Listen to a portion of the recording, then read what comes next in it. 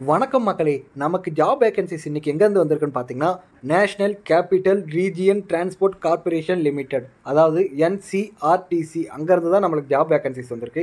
இது வந்து பார்த்தீங்கன்னா கவர்மெண்ட் ஆஃப் இந்தியா கூட ஜாயின்ட் வெஞ்சூர் கம்பெனி தான். இவங்க வந்து என்ன ஒர்க்கு அப்படின்னு பார்த்தீங்கன்னா, நமோ பாரத் ப்ராஜெக்ட், அதாவது மெட்ரோ ரயில், வந்தே பாரத்லாம் இருக்குது இல்லைங்களா, அவங்களுக்கு வந்து ப்ராஜெக்ட் டெவலப் பண்ணி கொடுக்குறது, ஒர்க்கை வந்து இம்ப்ளிமெண்டேஷன் பண்ணுறது, ஒர்க்கை கம்ப்ளீட் பண்ணி கொடுக்குறது தான் இவங்களோட ஒர்க்கு. இது வந்து பார்த்திங்கன்னா ministry of housing and urban affairs அது கீழே வரும். ஸோ இது வந்து பார்த்திங்கன்னா ஒரு மத்திய அரசாங்க வேலை தான், சென்ட்ரல் கவர்மெண்ட் ஜாப் தான். ஸோ நீங்கள் தாராளமாக இதுக்கு வந்து அப்ளை பண்ணலாம். ஃப்ரெஷர் எலிஜிபிலிட்டி அப்படின்னு சொல்லியிருக்காங்க. வாங்க இதை பற்றி ஃபுல் டீட்டெயில்ஸ் பார்க்க போகலாம். அதுக்கு முன்னாடி நம்ம சேனலில் நீங்கள் இன்னும் சப்ஸ்கிரைப் பண்ணலன்னா ப்ளீஸ் சப்ஸ்கிரைப் பண்ணுங்கள். அப்போ தான் நாங்கள் போடுற வீடியோஸ் உங்களுக்கு உடனுக்குடன் வந்து ரீச் ஆகும். இதோட ஆன்லைன் அப்ளிகேஷன் ஸ்டார்டிங் டேட் பார்த்திங்கன்னா மார்ச் 24 ஸ்டார்ட் ஆகுதுங்க. க்ளோசிங் டேட் பார்த்தீங்கன்னா ஏப்ரல் 24 க்ளோஸ் ஆகுது. இதோட கம்ப்யூட்டர் பேஸ்டு டெஸ்ட் அப்படின்னு பார்த்தீங்கன்னா மே 2025 இருக்கலாம் அப்படின்ற மாதிரி அவங்க வந்து சொல்லியிருக்காங்க. இவங்க என்ன விதமான போஸ்டிங் வந்து ரெக்யர்மெண்ட் பண்ணுறாங்கன்னு பார்த்தீங்கன்னா, junior engineer electrical, junior engineer electronics, mechanical, civil, programming associate, assistant HR, assistant corporate hospitality, junior maintainer electrical, junior maintainer mechanical. மொத்தம் எத்தனை வேகன்சிஸ் பார்த்தீங்கன்னா மொத்தம் 72 வேகன்சிஸ் கொடுத்துருக்காங்க. இவங்க வந்து பார்த்தீங்கன்னா கம்யூனிட்டி வைஸாகவும் ஜாபை ஸ்ப்ளிட் பண்ணி கொடுத்துருக்காங்க. ஸோ ஜஸ்ட் நீங்கள் உங்கள் கம்யூனிட்டிக்கு இன்னும் எவ்வளோ வேக்கண்ட் அப்படின்னு தெரிஞ்சுட்டு அப்ளை பண்ணுங்கள். இது எல்லாமே வந்து பார்த்தீங்கன்னா இந்த பிடிஎஃபோட லிங்க்கை வந்து நான் டிஸ்கிரிப்ஷனில் கொடுக்குறேன். ஜஸ்ட் நீங்கள் டவுன்லோட் பண்ணி டீட்டெயிலாக பார்த்துக்குங்க. அடுத்தது பார்த்தீங்கன்னா உங்களுக்கு வந்து eligibility criteria, essential qualification, age limit எல்லாமே இவங்க வந்து கொடுத்துருக்காங்க. ஜூனியர் இன்ஜினியருக்கு பார்த்தீங்கன்னா, அதாவது எல்லா ஜாபுக்குமே பார்த்தீங்கன்னா மேக்ஸிமம் ஏஜ் லிமிட் 25 கொடுத்துருக்காங்க. ஏஜ் ரிலாக்ஸேஷன் இருக்குங்க. எஸ்சி எஸ்டி பீப்புளாக இருந்தால் 5 இயர்ஸ் ஏஜ் ரிலாக்ஸேஷன், ஓபிசி கேண்டிடேட்டுக்கு 3 இயர்ஸும், ஊனமுற்ற நண்பர்களுக்கு 10 இயர்ஸ் ஏஜ் ரிலாக்ஸேஷன் இருக்குங்க. ஜூனியர் இன்ஜினியருக்கு வந்து பார்த்தீங்கன்னா நீங்கள் வந்து டிப்ளமோ இன் எலக்ட்ரிக்கல் இன்ஜினியரிங் முடிச்சிருக்கணும் அப்படின்னு சொல்லியிருக்காங்க. ஜூனியர் இன்ஜினியர் எலக்ட்ரானிக்ஸுக்கு டிப்ளமோ இன் எலக்ட்ரானிக்ஸ் இன்ஜினியரிங் முடிச்சிருக்கணும்னு சொல்லியிருக்காங்க. அதே மாதிரி மெக்கானிக்கல் பார்த்தீங்கன்னா நீங்கள் டிப்ளமோ இன் மெக்கானிக்கல் முடிச்சிருக்கணும்னு சொல்லியிருக்காங்க. சிவிலுக்கு சிவில் முடிச்சிருக்கணும், அதாவது எல்லாமே டிப்ளமோவில் தான் கேட்டிருக்காங்க அவங்க. ப்ரோக்ராமிங் அசோசியேட்டுக்கு diploma in computer science, IT or BCA முடிச்சிருக்கணும்னு சொல்லியிருக்காங்க. அசிஸ்டன்ட் ஹெச்ஆருக்கு 3 years graduation in BBA or BBM அப்படின்னு சொல்லியிருக்காங்க. கார்ப்பரேட் ஹாஸ்பிட்டாலிட்டிக்கு graduate in hotel management or அதுக்கு ஈக்குவலான ரிலவெண்ட்டான அது வந்து படிச்சிருக்கணும் அப்படின்னு சொல்லியிருக்காங்க. Junior maintenance electrical and mechanical ரெண்டுத்துக்குமே பார்த்தீங்கன்னா நீங்கள் ஐடி கம்பல்சரி முடிச்சிருக்கணும் அப்படின்ற மாதிரி அவங்க வந்து சொல்லியிருக்காங்க. நெக்ஸ்ட்டு பார்த்தீங்கன்னா இவங்க இன்னும் முக்கியமானது வந்து சொல்லியிருக்காங்க. ஃபார் எக்ஸாம்பிள் இப்போ வந்து பார்த்திங்கன்னா இவங்க வந்து டிப்ளமோ கேட்டிருக்காங்க. ஜூனியர் இன்ஜினியர் மெக்கானிக்கல் டிப்ளமோ கேட்டிருக்காங்க வச்சிங்களேன். நீங்கள் டிப்ளமோட ஹையர் எஜுகேஷன் குவாலிஃபிகேஷன் இருந்தாலும் நீங்கள் அப்ளை பண்ணிக்கலாம் அப்படின்ற மாதிரி சொல்லியிருக்காங்க.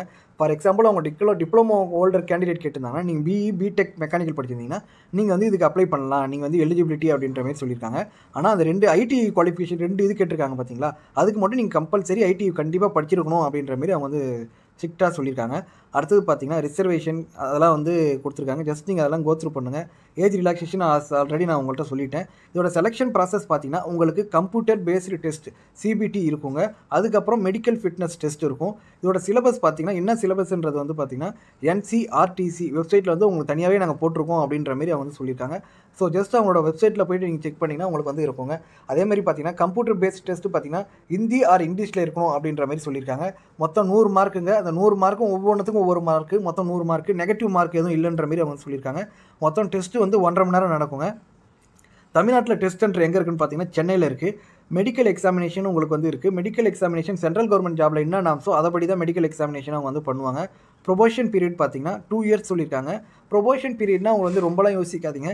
இப்போ வந்து பார்த்தீங்கன்னா இந்த கம்பெனியில் நீங்கள் ஜாயின் பண்ணிட்டீங்கன்னா 2 இயர்ஸ் ஒர்க் பண்ணணும். 2 இயர்ஸ் ஒர்க் பண்ணிவிட்டு உங்கள் பர்ஃபார்மன்ஸ் எல்லாம் ஓகே அப்படின்னா உங்களை வந்து பர்மனெண்ட்டாக ஆகிடுவாங்க.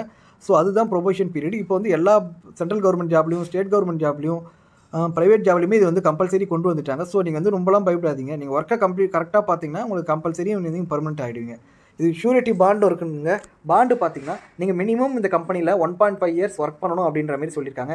இன்கேஸ் வேறு ஏதாவது பர்சனல் ரீசன் ஆர் இதோட பெட்டரான ஜாப் உங்களுக்கு கிடைக்குது நீங்கள் போகிறா அப்படின்ற பட்சத்தில் நீங்கள் வந்து அந்த 1.5 வருஷத்துக்குள்ளே போனீங்கன்னா 1.5 லட்ச ரூபா கம்பெனிக்கு வந்து நீங்கள் பேமெண்ட் பண்ணுற மாதிரி இருக்கும் அப்படின்ற மாதிரி வந்து அவங்க சொல்லியிருக்காங்க. அதுதான் இவங்க வந்து ஷூரிட்டி பாண்டு வாங்குறாங்க. ஸோ இது சென்ட்ரல் கவர்மெண்ட் ஜாப்னால நீங்கள் மேக்ஸிமம் போகிறதுக்கான வாய்ப்பு இல்லை. ஸோ ஜஸ்ட் நீங்கள் வந்து அவங்க சொல்லியிருக்காங்க எல்லாமே. அடுத்தது பார்த்தீங்கன்னா சம்பளம் தாங்க இங்கே வந்து மெயின். அதாவது லெவல் NE5க்கு வந்து பார்த்தீங்கன்னா ஸ்டார்டிங்கே உங்களுக்கு 22,800 அதாவது 22,800 தராங்க. NE4க்கு பார்த்தீங்கன்னா 20,250 தராங்க. NE3 லெவலுக்கு பார்த்தீங்கன்னா உங்களுக்கு 18,250 தராங்க. இது எல்லாமே வந்து பார்த்தீங்கன்னா ஒரு பேசிக் பே தான். இதுக்கப்புறம் வந்து VDA, HRA, உங்களுக்கு சாப்பாடு செலவு, உங்களுக்கு எல்லாமே அவங்களே வந்து பார்த்துப்பாங்க. வேறு என்னென்ன சென்ட்ரல் கவர்மெண்ட் அலவன்ஸ் இருக்கோ அது எல்லாமே உங்களுக்குமே வருங்க. செலக்ட் ஆன கேண்டிடேட் பார்த்தீங்கன்னா நாங்கள் எங்கே வேணாலும் இந்தியாவில் எங்கே வேணாலும் வந்து உங்கள் போஸ்டிங் போடுவோம், எந்த ஆஃபீஸில் வேணாலும் எந்த ஒர்க் பிளேஸில் வேணாலும் போடுவோம், எந்த ப்ராஜெக்ட்டில் வேணாலும் நாங்கள் போடுவோம் அப்படின்ற மாதிரி வந்து சொல்லியிருக்காங்க. இதுக்கு ட்ரைனிங் இருக்குங்க. நீங்கள் ஒன்ஸ் செலக்ட் ஆகிட்டிங்கன்னா உங்களுக்கு வந்து ஆன் த ஜாப் ட்ரைனிங் இருக்கும். ஸோ ஜஸ்ட் நீங்கள் பார்த்துங்க. ஆன்லைன் அப்ளிகேஷன் ஃபீஸ் பார்த்தீங்கன்னா உங்களுக்கு ₹1000 ப்ளஸ் 18% ஜிஎஸ்டி, அதாவது ₹1180 இருக்கும் அப்படின்ற மாதிரி சொல்லியிருக்காங்க. UR, OBC, EWS, ex servicemen கேண்டிடேட்டுக்கு எல்லாமே இது வந்து பொருந்தும். எஸ்சி, எஸ்டி கேண்டிடேட்டுக்கு வந்து இது வந்து அப்ளிகேஷன் ஃபீஸ் இல்லைன்றது வந்து அவங்க சொல்லியிருக்காங்க. இதோட அப்ளிகேஷன் ஸ்டார்டிங் டேட் பார்த்தீங்கன்னா இந்த மாதம் ஆல்ரெடி நான் சொல்லியிருக்கேன், இந்த மாதம் மார்ச் 24 ஸ்டார்ட் ஆகுது. இது வந்து நீங்கள் எப்படி அப்ளை பண்ணலாம் அப்படின்னு பார்த்தீங்கன்னா www.ncrtc.in இந்த வெப்சைட்குள்ளே போய் தான் நீங்கள் வந்து அப்ளை பண்ணணும். அப்ளை பண்ணுறதுக்கு எப்படி என்னென்ன ஸ்டெப்ஸ்னு சொல்லி அவங்களே வந்து எல்லாமே டீட்டெயிலாக சொல்லியிருக்காங்க. இது ஜென்ரல் இன்ஸ்ட்ரக்ஷன்லாம் எப்பயுமே ஒரு ஜாபுக்கு வந்து நீங்கள் அப்ளை பண்ணுறீங்கன்னா அதுக்கு முன்னாடி ஜென்ரல் இன்ஸ்ட்ரக்ஷனாக நீங்கள் ஓவராலாக பார்த்துட்டு அதுக்கப்புறம் அப்ளை பண்ணுங்கள். அதை படிக்காமல் தயவுசெய்து அப்ளை பண்ணாதீங்க. அடுத்தது உங்களுக்கு வந்து பார்த்தீங்கன்னா எல்லாமே ஜென்ரல் இன்ஸ்ட்ரக்ஷன் தான் கொடுத்துருக்காங்க. மேப்பிங், அதாவது மேப்பிங்னா ஒன்றும் இல்லைங்க, அதாவது வந்து மெக்கானிக்கல் அப்படின்னு சொல்லியிருக்காங்க இல்லைங்களா, மெக்கானிக்கல் இன்ஜினியரிங் படிச்சிருக்கலாம். அதாவது அவங்க குவாலிஃபிகேஷன் மெக்கானிக்கல்னு சொல்லியிருந்தாங்கன்னா நீங்கள் ரொம்ப கன்ஃபியூஸ் ஆகாதால மெக்கானிக்கல் இன்ஜினியரிங் படிச்சிருக்கலாம், ப்ரொடக்ஷன் இன்ஜினியரிங் படிச்சிருக்கலாம், ஆட்டோமொபைல் இன்ஜினியரிங் படிச்சிருக்கலாம், மேனுஃபேக்சரிங் இன்ஜினியரிங் படிச்சிருக்கலாம். இந்த கோர்ஸ்லாம் இது அது மெக்கானிக் உள்ளே வருது அப்படின்ற மாதிரி சொல்லியிருக்காங்க. எலக்ட்ரிக்கலுக்கும் அவங்க அந்த மாதிரி கொடுத்துருக்காங்க, எலக்ட்ரானிக்ஸும் அவங்க வந்து கொடுத்துருக்காங்க. ஸோ இதுதான் வந்து அவங்க வந்து சொல்லியிருக்காங்க. உங்களுக்கு ஏதாவது ஒரு என்கொயரி இருக்குது அப்படின்னு பார்த்தீங்கன்னா, உங்களுக்கு ஏதாவது டவுட்டு அப்படின்னு பார்த்தீங்கன்னா ரெக்யர்மெண்ட் 2025@ncrtc.in இதுக்கு வந்து நீங்கள் மெயில் பண்ணிங்கன்னா அவங்க வந்து ப்ராப்பராக உங்களுக்கு வந்து ரிப்ளை பண்ணுவாங்க. ஸோ இதுதான் ஃப்ரெண்ட்ஸ், இதோட இந்த வீடியோ முடியுது. இந்த வீடியோ வந்து பார்த்தீங்கன்னா உங்கள் ஃப்ரெண்ட்ஸு, உங்கள் ஃபேமிலி, உங்கள் டிப்ளமோ படித்த நண்பர்களுக்கு எல்லாருக்கும் நீங்கள் ஷேர் பண்ணுங்கள், யூஸ்ஃபுல்லாக இருக்கும். Thank you for your support friends. Thank you so much.